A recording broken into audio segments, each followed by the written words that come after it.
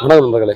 எம்எம்டிபிடி real estate சேனலுக்கு உங்களை வரவேற்கிறேன். இப்போ நம்ம பார்க்க வந்துள்ள ப்ராப்பர்ட்டி பார்த்திங்க அப்படின்னா தாம்பரம் சானட்டோரியம் ரயில்வே ஸ்டேஷனுக்கு போகிற ரோடு. ஸோ இங்கே வந்து பார்த்திங்கன்னா நமக்கு ஒரு சூப்பரான ஒரு ப்ராப்பர்ட்டி, ஒரு 4.5 கிரவுண்டு ஆன் ரோட்டில் பார்த்திங்க அப்படின்னா இந்த ஜிஎஸ்டிலேருந்து ஜஸ்ட் ஒரு 100 மீட்டர் வரும்.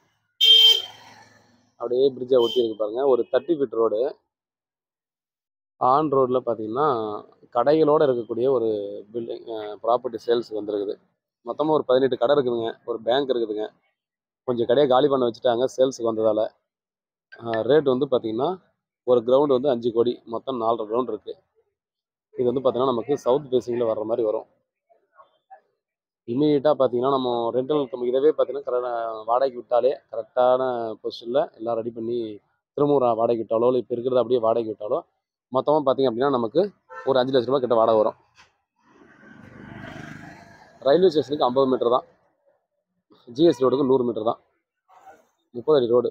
ஒருவேளை யாராவது பார்த்திங்க அப்படின்னா பில்டர்ஸ் எடுக்கிறீங்க அப்படின்னாலும் மொத்தத்தையும் டெமாலிஷ் பண்ணிவிட்டு இதே மாதிரி லைனில் பார்த்தீங்கன்னா 2 லைன் மட்டும், அதாவது ஒரு லைன் ஃபுல்லாக 120 அடி ஃப்ரண்டேஜ் வருதுங்க. லைன் ஃபுல்லாக கடை கட்டு பின்னாடி அப்படியே அப்பார்ட்மெண்ட் கட்டினீங்கன்னா 30 அடி ரோடு.